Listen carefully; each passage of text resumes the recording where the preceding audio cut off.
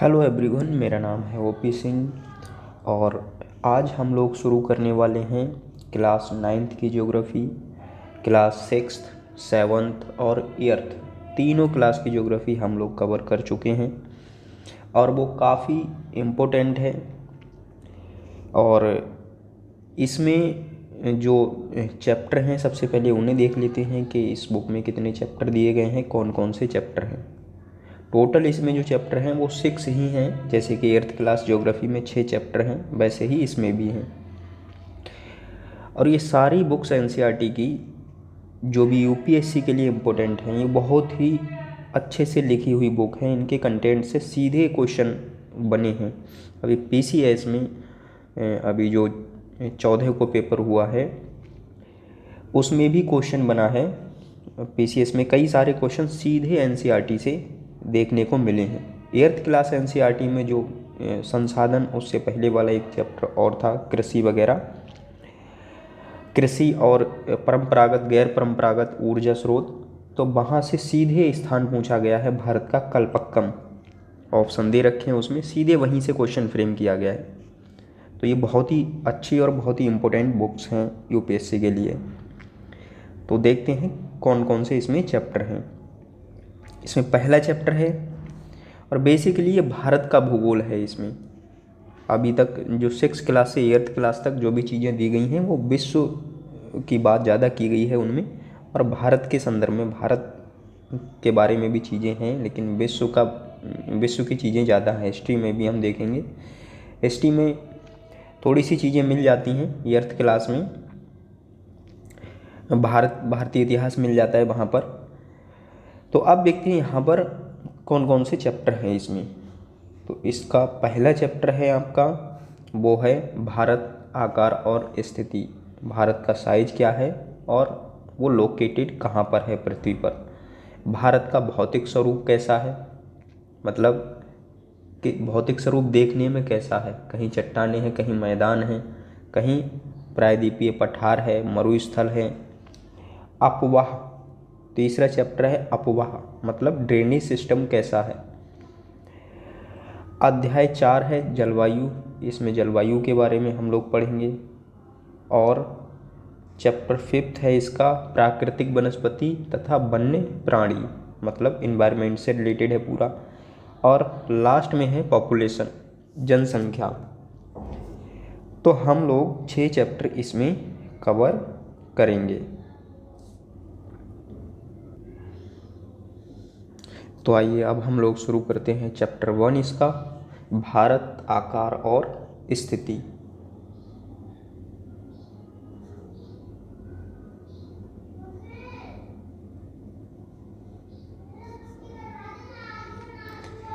भारत विश्व की प्राचीनतम संस्कृतियों में से एक है। पिछले 5 दशकों में भारत ने सामाजिक आर्थिक रूप से बहुमुखी उन्नति की है। कृषि, उद्योग, तकनीकी और सर्वांगीण आर्थिक विकास में अद्भुत प्रगति हुई है। भारत का विश्व इतिहास में महत्वपूर्ण योगदान रहा है। स्थिति क्या है, भारत किस अक्षांश से किस अक्षांश तक अवस्थित है और उसका किस गोलार्ध में वो स्थित है। भारत एक विशाल देश है, ये उत्तरी गोलार्ध में स्थित है। चित्र 1.1 में हम सबसे पहले इसकी लोकेशन को देखते हैं कि ये उत्तरी गोलार्ध में स्थित है।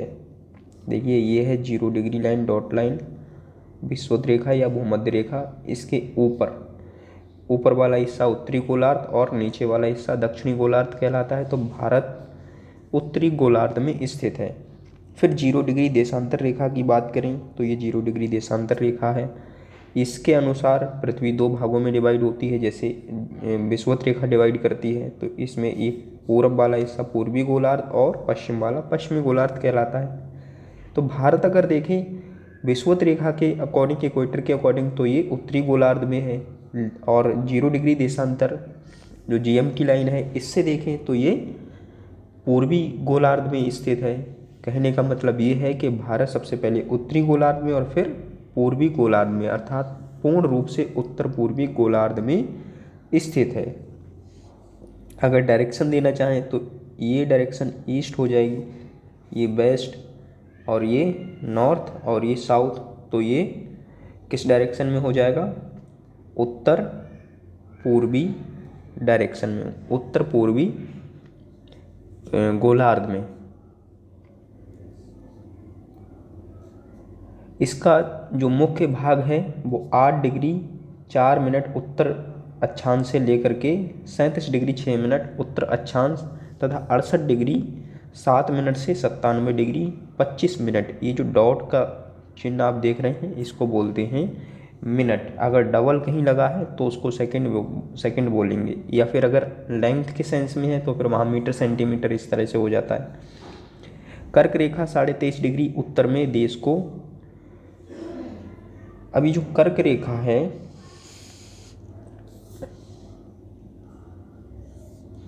ये 15 डिग्री लाइन है, इसके आगे 20 और 23 डिग्री लाइन मिलेगी यहाँ से जाती हुई, तो ये भी लगभग दो भागों में देश को डिवाइड करती है, एक उत्तर और एक दक्षिणी भाग। अक्षांश और ये कर्क रेखा चीज़ें, ये जो चीज़ें हैं ये आगे अभी समझाएंगे, अभी इसको पढ़ते हैं। कर्क रेखा 23.5 डिग्री उत्तर में देश को लगभग 2 बराबर भागों में बांटती है। मुख्य भूभाग के दक्षिण पूर्व में, मुख्य भूभाग मतलब ये भारत है, इस मुख्य भूभाग के दक्षिण पूर्व में इस वाले हिस्से में अंडमान और निकोबार द्वीप समूह बंगाल की खाड़ी में अवस्थित हैं, क्योंकि इधर बंगाल की खाड़ी और इधर क्या है आपका अरब सागर है और इधर हिंद महासागर है। और दक्षिण पश्चिम में, दक्षिण साउथ और वेस्ट इस डायरेक्शन में यहाँ पर लक्षद्वीप समूह अरब सागर में अवस्थित है, मतलब अरब सागर में स्थित है। अपनी एटलस की सहायता से इन द्वीप समूहों का विस्तार ज्ञात कीजिए, कहाँ से कहाँ तक ये विस्तृत हैं। उसके बाद क्या आप जानते हैं भारतीय, क्या आप जानते में जो चीज़ें हैं ये काफ़ी इंपॉर्टेंट होती हैं। भारतीय संघ राज्य का सबसे दक्षिणी बिंदु जो इंदिरा बिंदु कहा जाता है, सन 2004 में सुनामी लहरों के कारण समुद्र में जलमग्न हो गया। 2004 में सुनामी आई थी, ये जलमग्न हुआ था, लेकिन फिर भी इसका कुछ भाग बचा है, तो इसलिए भारत भूमि का, भारत संघ का सबसे दक्षिणतम बिंदु है वो आपका अंडमान निकोबार जो द्वीप समूह है, इसमें ग्रेट निकोबार द्वीप पर स्थित है इंदिरा पॉइंट, इसको पिग्मेलियन पॉइंट भी बोलते हैं। अब बात कर लेते हैं आकार की। सबसे पहले अक्षांशीय विस्तार, तो अक्षांशीय विस्तार के लिए अभी जैसे हम बात कर रहे थे तो यहाँ आप देख सकते हैं ये अक्षांशीय विस्तार का मतलब क्या है। ये जो इस तरह की लेटी हुई लाइनें हैं ये क्या कहलाती हैं? अक्षांश रेखाएं, और जो ये खड़ी हुई लाइनें हैं ये देशांतर रेखाएं कहलाती हैं। तो देखिए ये जो 8 डिग्री 4 मिनट वाली लाइन है, 8 डिग्री 4 मिनट वाली ये जो लाइन है, ये वाली ये लिखा है 8 डिग्री 4 मिनट, ये उत्तरी अक्षांश में है, उत्तरी गोलार्ध में है पहले से ही भारत। तो 8 डिग्री 4 मिनट उत्तरी अक्षांश से लेकर के फिर ऐसे 9, 10, 11, 12 आगे रेखाएं मिलती जाएंगी, और हम चले जाएं कहाँ तक? 37 डिग्री तक, 37 डिग्री की इस लाइन तक चले जाएं, 37 डिग्री 6 मिनट तक, तो यहाँ तक भारत का विस्तार पाया जाता है।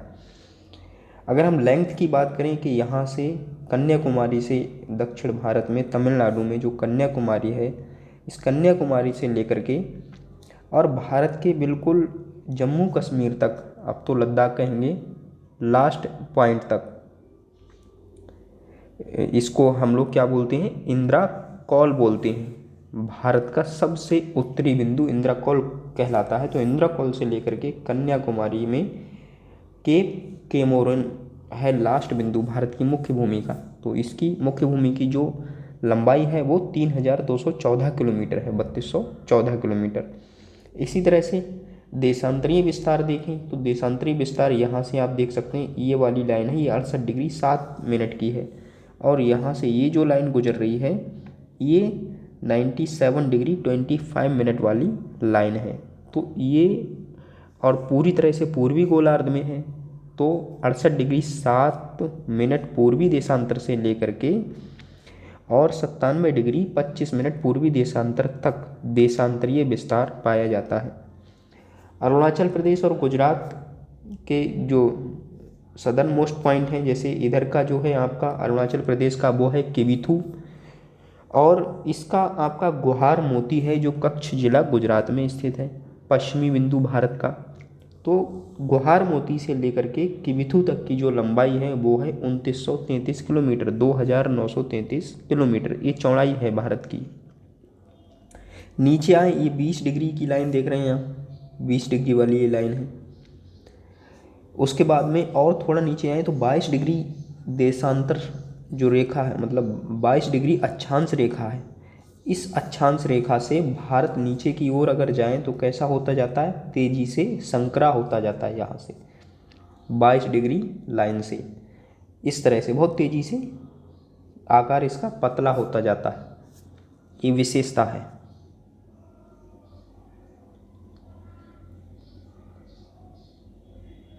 तो भारत का आकार अक्षांश और देशांतर हमने देख लिए कैसे विस्तार है इसका। कर्क रेखा इसको 2 बराबर भागों में बांटती है, इस बात को भी क्लियर कर देंगे कि कर्क रेखा 2 बराबर भागों में कैसे बांटती है। आकार की बात करें तो भारत के भूभाग का कुल क्षेत्रफल 32.8 लाख वर्ग किलोमीटर है, 32.8 लाख स्क्वायर किलोमीटर। भारत का क्षेत्रफल विश्व के कुल क्षेत्रफल का 2.43 इस तरह से डाटा इसका मिलता है। तो फाइनली विश्व का कुल भौगोलिक क्षेत्रफल जो भी है उसका हमारे भारत देश का जो क्षेत्रफल है वो कितना है, 2.4% है। चित्र 1.2 से स्पष्ट है कि भारत विश्व का 7वां बड़ा देश है। भारत विश्व का 7वां बड़ा देश है। पहले चित्र ही देख लेते हैं। ये है यूनाइटेड नेशंस डेमोग्राफिक ईयरबुक 2015 के आंकड़े हैं ये। 1.2 विश्व के 7 बड़े देश। सबसे पहला नंबर है रसिया का, और रसिया प्रति 10 लाख वर्ग किलोमीटर यहाँ पर, मतलब मिलियन में यहाँ पर दे रखा है। इसमें भारत अगर देखें तो भारत 7वें नंबर पर है, मतलब भारत का जो क्षेत्रफल है वो 3.28 मिलियन स्क्वायर किलोमीटर है। ऑस्ट्रेलिया उससे पहले, ये 6 देश हैं। तो सबसे ज़्यादा जो क्षेत्रफल है वो रसिया का है, रसिया का 17.09 मिलियन स्क्वायर किलोमीटर क्षेत्रफल है। उसके बाद रसिया के बाद कनाडा है। इसको आप याद भी रख सकते हैं किसी भी तरह से, जैसी भी ट्रिक बन सके आप ट्रिक बना लें और चीज़ों को याद करने की कोशिश करें। रसिया है, कनाडा है, उसके बाद में आपका संयुक्त राज्य अमेरिका मतलब यूएसए है, चाइना, ब्राज़ील, ऑस्ट्रेलिया, और उसके बाद में इंडिया। इंडिया को आप याद वैसे ही रखेंगे, 6 देश आपको याद रखना जरूरी है, RCUCV।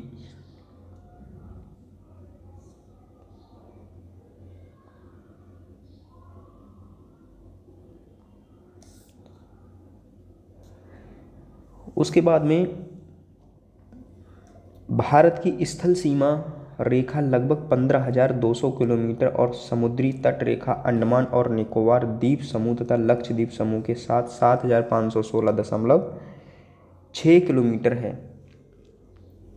भारत की जो स्थल सीमा रेखा है, मतलब अगर हम भारत को देखें तो स्थल सीमा रेखा और तट रेखा, समुद्री तट रेखा, अंडमान निकोबार द्वीप समूह और लक्षद्वीप समूह और भारत तीनों को शामिल कर लें तो वो 7,516.6 किलोमीटर है।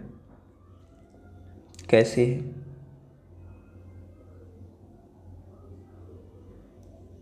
जैसे ये है भारत, तो भारत की स्थल सीमा की लंबाई यहाँ से शुरू होती है इस तरह से, ये स्थल सीमा की लंबाई है भारत की, और पूरी आगे तक जाती है और फिर यहाँ से होती हुई ये इस तरह से ये जो सीमा रेखा बनती है इस तरह से यहाँ तक। तो ये क्या है, भारत की स्थल सीमा की लंबाई है और ये 15,200 किलोमीटर है। और ये 7 देशों से सीमा लगती है भारत की। यहाँ पाकिस्तान हो गया, फिर इसके ऊपर अफ़गानिस्तान, उसके बाद में चाइना, नेपाल, भूटान, इधर म्यांमार और बांग्लादेश।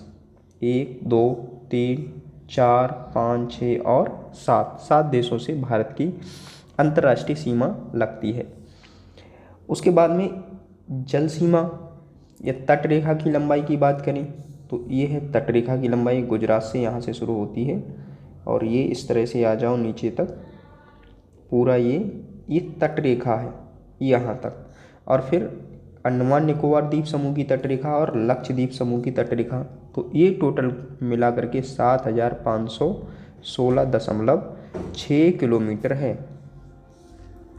तो इतनी लंबी है ये हमारी समुद्र की तट रेखा।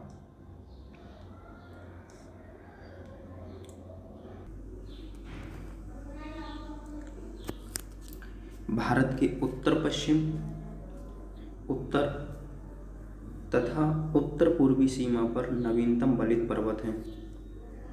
भारत का उत्तर पश्चिम वाला जो हिस्सा है और उत्तर वाला हिस्सा पूरा और उत्तर पूर्वी सीमा पर जो भी पर्वत मिलते हैं वो कैसे हैं, नवीनतम हैं, नए बने पर्वत हैं और बलित पर्वत हैं। तो भारत का जो प्रायद्वीपीय हिस्सा है वो पुराना है और ये हिमालय वाला हिस्सा है ये नया हिस्सा है। इसके दक्षिण का भूभाग उत्तर में चौड़ा है, दक्षिण का भूभाग है वो उत्तर में चौड़ा है और 22 डिग्री उत्तरी अक्षांश से हिंद महासागर की ओर संकरा होता गया है। इसके पश्चिम में अरब सागर है, पूर्व में बंगाल की खाड़ी स्थित है। चित्र 1.3 में देखिए कि अक्षांश और देशांतर का विस्तार लगभग 30 डिग्री है। अब इसमें देखिए क्या चीज़ें हैं कि ये जो भारत है इसका ये वाला जो हिस्सा है यहाँ से शुरू किया जाए तो ये वाला जम्मू कश्मीर वाला, यहाँ से लेकर के अरुणाचल प्रदेश और ये वाला हिस्सा, ये पूरा एरिया किससे है, पर्वतों से बना हुआ है। हिमालय पर्वत है यहाँ पर लगभग धनुषाकार आकृति में। यहाँ पर 2 सिंटेक्सियल बैंड एक तरह से मोड़ मिलते हैं यहाँ पर, तो ये हिमालय का क्षेत्र है। फिर उसके बाद इसके दक्षिण में क्या है, दक्षिण की बात करें तो इधर इस वाले हिस्से में हिंद महासागर है और ये अरब सागर कहलाता है, हिंद महासागर का हिस्सा। और हिंद महासागर का ही हिस्सा है ये वाला जो हिस्सा है ये बंगाल की खाड़ी कहलाता है, जिसमें अंडमान और निकोबार द्वीप समूह स्थित है। अब भारत की बात करें तो भारत का ये जो प्रायद्वीपीय हिस्सा है, मैदानी भाग को छोड़ दें, ये वाला जो प्रायद्वीपीय हिस्सा है ये सबसे पुराना है और अफ्रीका से टूट कर ये अलग हुआ है। पहले ये अफ्रीका महाद्वीप का हिस्सा था, लेकिन यहाँ पर जो आपका ये जो हिमालय वाला क्षेत्र है ये पूरा कैसा है, नवीन और बलित, नवीन नहीं नवीनतम बलित पर्वत श्रृंखला है। ये बलित पर्वत मतलब फोल्डेड माउंटेन है जिसमें फोल्ड हैं। फिर 22 डिग्री से ये कैसा होता जाता है, 22 डिग्री, जैसे ये 20 डिग्री वाला चैनल है, फिर ये 22 डिग्री, तो यहाँ से नीचे ये क्या है, पतला होता जाता है तेजी से और इससे ऊपर ये चौड़ा है। अब इसका जो विस्तार की बात कर रहे हैं कि विस्तार कितना है, तो यहाँ पर 68 डिग्री और ये 97 डिग्री, इनका अंतर देखें लगभग 30 मिनट के बराबर आता है, 30 डिग्री के बराबर आता है। ऐसे ही ऊपर ये नीचे कितना है, 37 डिग्री, नीचे 8 डिग्री और ऊपर 37 डिग्री, ये वाला अक्षांशीय विस्तार, तो इसका भी डिफरेंस लगभग 30 डिग्री आता है। कुल मिलाकर के 2 घंटे हो जाते हैं, क्योंकि जो पृथ्वी है वो 360 डिग्री घूमती है 24 घंटे में, तो 1 घंटे बराबर जब हम निकालते हैं तो 15 डिग्री आता है। 15 डिग्री 1 घंटा, मतलब 1 घंटे में पृथ्वी 15 डिग्री घूमती है। तो इस तरह भारत का जो सबसे पूर्वी एरिया है, अरुणाचल प्रदेश और गुजरात, इनके बीच 2 घंटे का समय अंतराल मिलता है। तो अब ये समस्या हो गई कि 2 घंटे टाइम इधर जो अरुणाचल प्रदेश है वहाँ पर 2 घंटे पहले सूर्योदय हो जाएगा। और सपोज टू भी यहाँ पर अगर 6 बज रहा है अरुणाचल प्रदेश में सुबह का, तो गुजरात में सुबह का कितना बजेगा? गुजरात में सुबह का 2 घंटा पीछे होगा, 4 ही बजता होगा, दिन भी नहीं निकला होगा। तो ये 2 घंटे का डिफरेंस था। इसको सेटिस्फाई करने के लिए एक मानक समय रेखा मानी गई, मानक यानी उत्तर रेखा मानी गई, जो 82.5 डिग्री लाइन है। अब ये जो लाइन है इसको मानक समय मान लिया गया भारत का, तो ये समस्या इससे खत्म हो जाती है। अब 1-1 घंटा डिवाइड हो गया, 1 घंटे का डिफरेंस इधर रहेगा और 1 घंटे का डिफरेंस इधर रहेगा, पूर्व और पश्चिम में।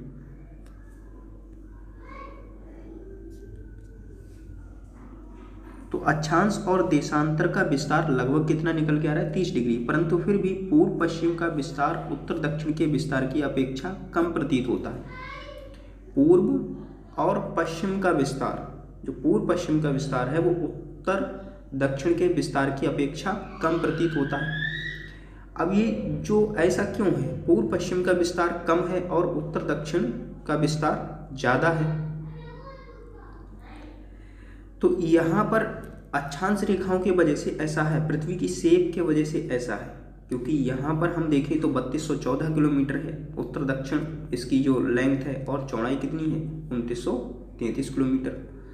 तो ये काफ़ी कम है। उसके बाद इसका एक रीजन और है कि जो देशांतर रेखाएं होती हैं वो ध्रुवों पर जाकर क्या है, मतलब अगर हम ये अर्थ बनाएं और इसमें इस तरह से रेखाएं ड्रॉ करें तो यहाँ पर इनकी बीच की जो दूरी है वो सर्वाधिक होगी। तो इस वजह से चौड़ाई यहाँ पर क्या है, यहाँ पर तो अधिक होगी, ऊपर की ओर जाएंगे तो क्या है, कम होती जाएगी। और अभी भूमध्य रेखा पर सबसे ज़्यादा है, और हम लोग कहाँ हैं? 23.5 डिग्री जो लाइन है, मतलब 8 डिग्री के पार हम लोग पड़ते हैं। तो ये भी एक कारण है। तो इस वजह से भी 2933 किलोमीटर ये दूरी पड़ती है, और जो आपकी अक्षांशीय दूरी है वो अक्षांशीय विस्तार ज़्यादा है।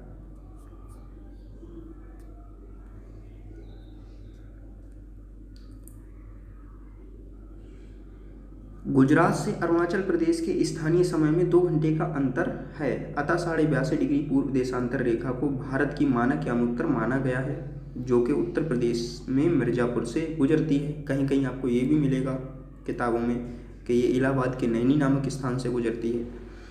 अक्षांश का प्रभाव दक्षिण से उत्तर की ओर दिन और रात की अवधि पर पड़ता है। अक्षांश का प्रभाव दक्षिण से उत्तर की ओर, दक्षिण से उत्तर की ओर दिन और रात की अवधि पर पड़ता है। अक्षांश दिन और रात की अवधि को प्रभावित करते हैं।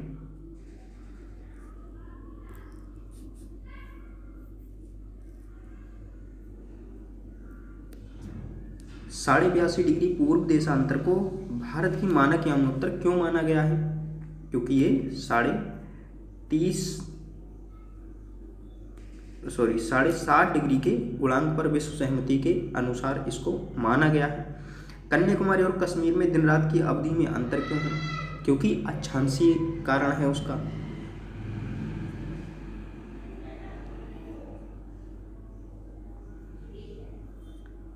भारत और विश्व, अब भारत की विश्व के साथ कंपेयर की गई है।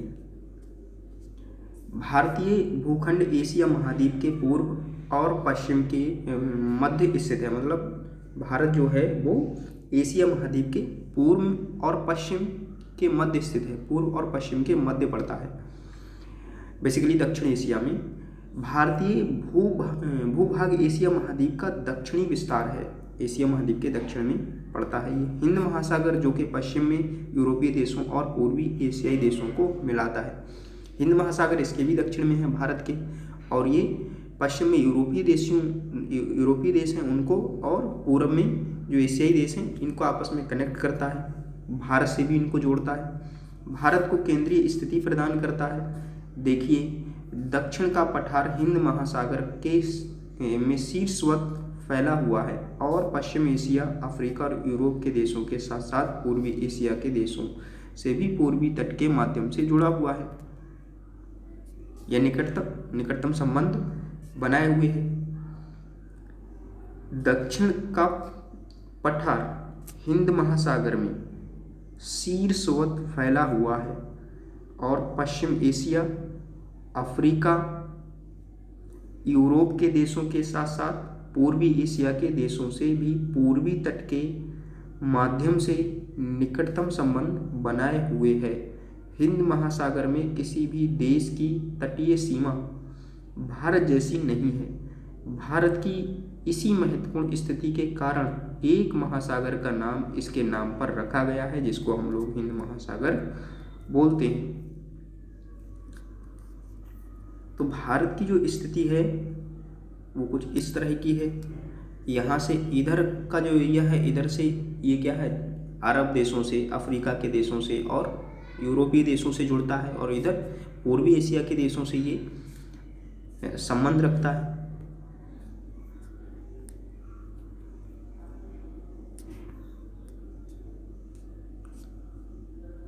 सन 1869 में सुएज नहर के खुलने से भारत और यूरोप के बीच 7000 किलोमीटर की दूरी कम हुई। 1869 में सुएज नहर खुलने से भारत और यूरोप के बीच 7000 किलोमीटर की दूरी कम हो गई थी, जबकि इससे पहले पूरा चक्कर काट के अफ्रीका का, उसके बाद में ही भारत के पश्चिमी तट पर यूरोपीय यात्री पहुंचते थे।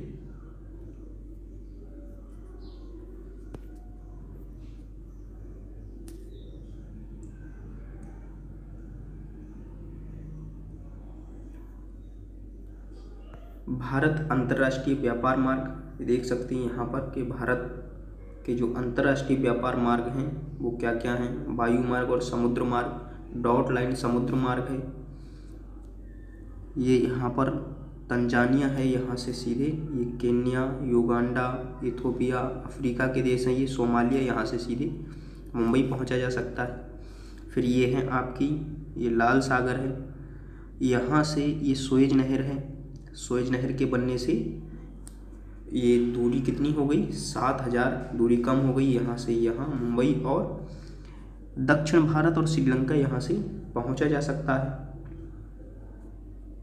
फिर ये देखिए सीरिया, ईरान और ये Pakistan, Delhi, Kolkata, Thailand, Bangkok, Philippines, और फिर ये समुद्री मार्ग हैं, जापान, टोक्यो, फिर ये चाइना, और यहाँ से मलेशिया, सिंगापुर, और फिर यहाँ से श्रीलंका होते हुए मुंबई।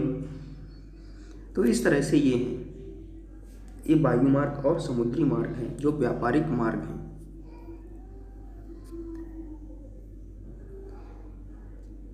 भारत का विश्व के देशों के साथ संपर्क युगों पुराना है, परंतु ये संबंध समुद्री जलमार्गों की अपेक्षा भूभागों से होकर था। शुरुआत में जलमार्गों की खोज नहीं हुई थी, तो भूभाग से होकर के भारत से व्यापार होता था। तो पुराने संबंध हैं विश्व के साथ भारत के। उत्तरी पर्वतों के दर्रों से अनेक यात्री प्राचीन काल में भारत आए। उत्तर का जो हिमालय पर्वत है, इसमें कई दर्रे हैं, तो उनसे प्राचीन यात्री भारत आते थे।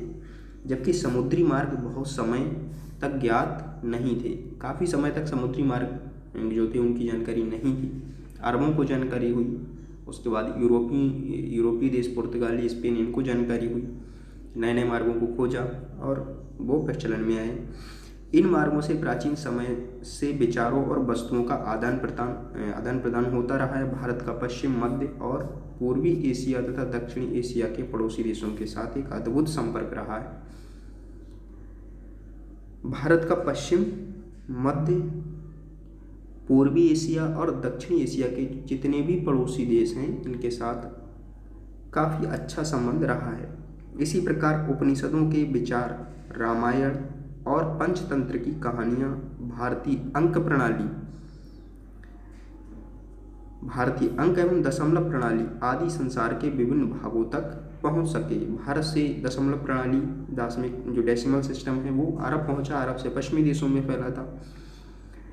तो ये सारे विचार भी इसी कारण से विश्व तक पहुंच सके, क्योंकि लोगों का यहाँ प्राचीन काल से ही स्थल मार्गों से आना जाना था। मसाले, मलमल आदि कपड़े तथा व्यापार के अन्य सामान भारत से विभिन्न देशों को ले जाए जाते थे।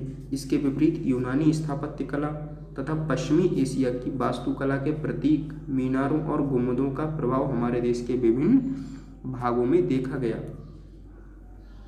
हमारे देश से चीज़ें विश्व में फैली, उसी तरह से विश्व की चीज़ें हमारे यहाँ भी आई। जैसे यूनानी स्थापत्य कला, मकान बनाने में यूनानी पद्धति का इस्तेमाल। पश्चिमी एशिया की वास्तुकला, पश्चिमी एशिया के देशों की वास्तुकला के प्रतीक मीनार और गुंबद, ये मीनार और गुंबद बनाने की जो परंपरा है ये पश्चिमी एशिया के देशों से हमारे यहाँ आई। स्थापत्य कला में परिवर्तन यूनान की कला से यहाँ पर आया, तो यहाँ से भी चीज़ें सीखी। हमारे देश के विभिन्न भागों में इनको देखा जा सकता है। भारत के फिर पड़ोसी देश कौन कौन से हैं? भारत का दक्षिण एशिया में महत्वपूर्ण स्थान है। भारत में 28 राज्य और 8 केंद्र शासित प्रदेश हैं। चित्र 1.5 में इसको देखा जा सकता है। 28 राज्य और 8 केंद्र शासित प्रदेश हैं। पहले जम्मू कश्मीर एक ही था, ये लद्दाख, जम्मू कश्मीर, हिमाचल प्रदेश, पंजाब, हरियाणा, दिल्ली, राजस्थान, उत्तराखंड, उत्तर प्रदेश। उसके बाद यहाँ पर देख सकते हैं गुजरात, मध्य प्रदेश, महाराष्ट्र, दमन और दीव, दादरा और नगर हवेली।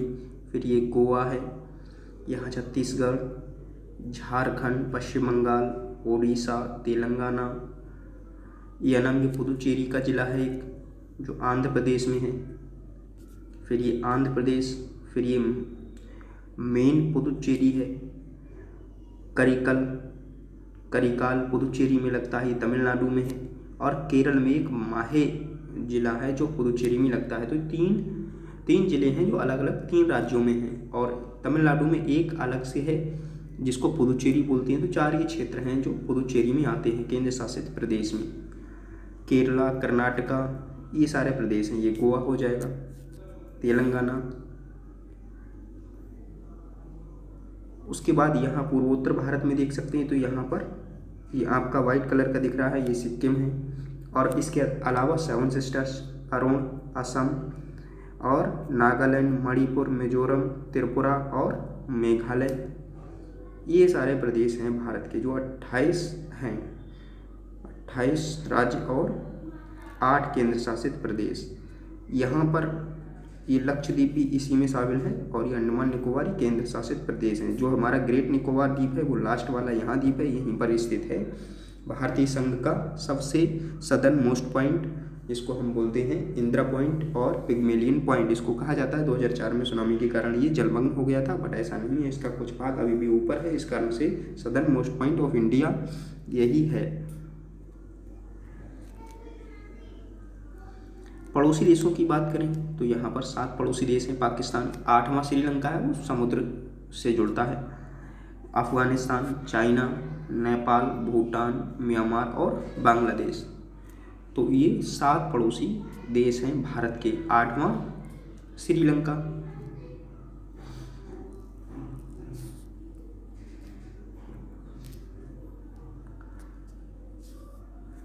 पश्चिमी और पूर्वी तटों पर केंद्र शासित क्षेत्रों की संख्या कितनी है? पश्चिम और पूर्वी तटों पर केंद्र शासित क्षेत्रों की संख्या देख सकते हैं। क्षेत्रफल के आधार पर सबसे बड़ा और सबसे छोटा राज्य कौन सा है? क्षेत्रफल की दृष्टि से राजस्थान सबसे बड़ा राज्य है। और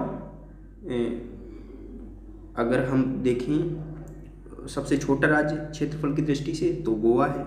कौन से राज्य अंतर्राष्ट्रीय सीमा और समुद्र तट को स्पर्श नहीं करते हैं? ये देख सकते हैं आप, इसमें पाकिस्तान, चीन, म्यांमार और बांग्लादेश की सीमाओं को छूने वाले राज्यों को 4 वर्गों में विभाजित कीजिए। उदाहरण उन राज्यों को एक वर्ग में रखिए जिनकी सीमा पाकिस्तान से मिलती हैं, इसी तरह अन्य शेष वर्ग बनाइए। भारत की भूमि की सीमाएं उत्तर पश्चिम में पाकिस्तान, अफगानिस्तान के साथ, उत्तर में चाइना मतलब तिब्बत, क्योंकि तिब्बत चाइना का हिस्सा है, नेपाल, भूटान के साथ, और पूर्व में म्यांमार व बांग्लादेश के साथ लगती हैं।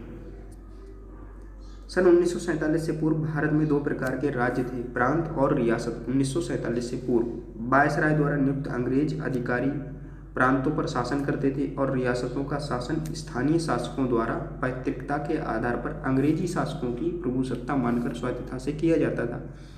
अंग्रेजी शासकों को उनको स्वीकार कर लिया कि भाई यही शासक हैं और उनके अंडर में रियासतों के जो शासक होते वो अपने पैतृकता के आधार पर, मतलब जैसे वो शासन कर रहे थे वैसे ही शासन कर रहे थे। ये 1947 से पहले की चीज़ें थी। लेकिन अब भारत संघ में 28 राज्य और 8 केंद्र शासित प्रदेश हैं।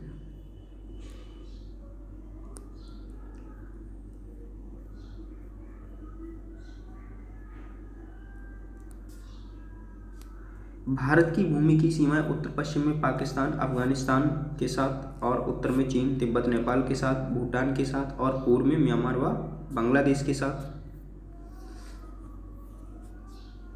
लगती हैं। ये देखा हमने। और दक्षिण में समुद्र पार हमारे पड़ोसी 2 द्वीप हैं, एक तो मालदीव है और एक श्रीलंका। 2 द्वीप समूह हैं जो कि समुद्र पार देखें तो मतलब सागर में, एक तो श्रीलंका एक मालदीव। भारत और श्रीलंका के बीच में छोटा समुद्री रास्ता है जिसको पाक जल संधि बोलते हैं, तथा मन्नार की खाड़ी है। पाक जल संधि और मन्नार की खाड़ी दोनों ही यहीं पर हैं। मतलब श्रीलंका और भारत के बीच का जो क्षेत्र है वो पाक जल संधि कहलाता है।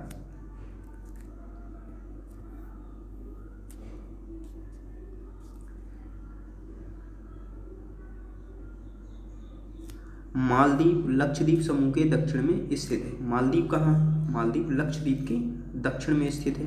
ये देख सकते हैं यहाँ पर, ये आपका है लक्षद्वीप के सारे द्वीप, और यहाँ पर ये है मालदीव। श्रीलंका से भी पीछे जाता है हिंद महासागर में।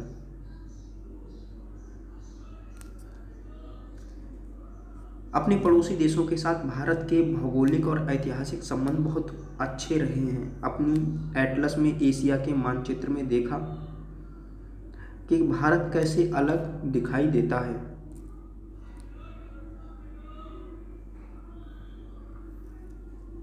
उसके बाद क्या आप जानते हैं, स्कूल भुवन एक पोर्टल है। स्कूल भुवन एक पोर्टल है जो देश के प्राकृतिक संसाधनों, पर्यावरण और सतत विकास में उनकी भूमिका के बारे में छात्रों के बीच जागरूकता लाने के लिए मानचित्र आधारित शिक्षा प्रदान करता है। स्कूल भुवन एक पोर्टल है और ये देश के प्राकृतिक संसाधनों, पर्यावरण और सतत विकास में उनकी भूमिका के बारे में छात्रों के बीच जागरूकता लाने का काम करता है। मानचित्र आधारित शिक्षा प्रदान करता है ये छात्रों के लिए। ये एनसीईआरटी पाठ्यक्रम के आधार पर भुवन एनआरएससी या इसरो की एक पहल है।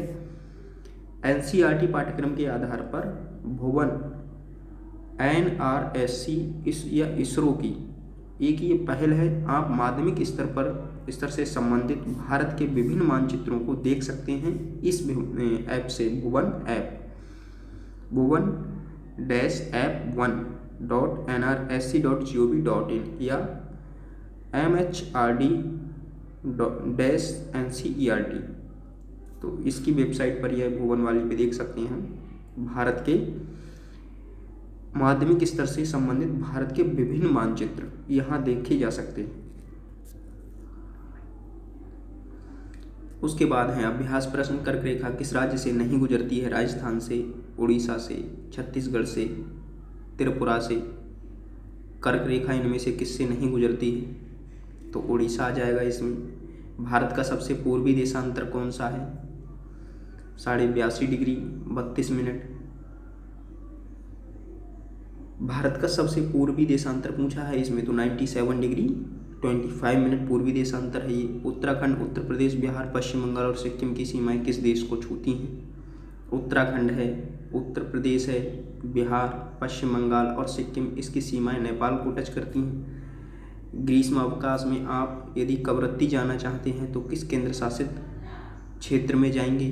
कवरत्ती किसकी राजधानी है? पुदुचेरी की, लक्षद्वीप की, दमन द्वीप की, या फिर अंडमान और निकोबार की? अंडमान निकोबार की पोर्ट ब्लेयर है और लक्षद्वीप की राजधानी क्या है? कवरत्ती। तो आप कवरत्ती लक्षद्वीप जाएंगे। पुदुचेरी की राजधानी क्या है? पुदुचेरी में कई सारे हैं। पुदुचेरी की शायद पुदुचेरी ही है इसमें। पुदुचेरी, करिकाल, माहे, पुदुचेरी की माहे है। तो इस तरह से ये क्वेश्चंस हैं, इनको कर सकते हैं आप। मेरे मित्र एक देश के निवासी हैं जिस देश की सीमा भारत के साथ नहीं लगती है। आप बताइए भाई कौन सा देश है? ताजिकिस्तान की सीमा भारत के साथ नहीं लगती है। नेपाल, भूटान, बांग्लादेश की सीमा भारत के साथ लगती है। इसमें कुछ क्वेश्चंस दिए गए हैं, आंसर राइटिंग के लिए आप इनका इस्तेमाल कर सकते हैं। तो इस तरह से ये चैप्टर हमारा कंप्लीट होता है। छोटा चैप्टर था बट काफ़ी इम्पोर्टेंट जानकारी देता है, तो तैयार करें आप। इसके बाद हम लोग लेकर आएंगे नेक्स्ट चैप्टर इसका। तो मिलते हैं नेक्स्ट क्लास में। बाय सभी के लिए।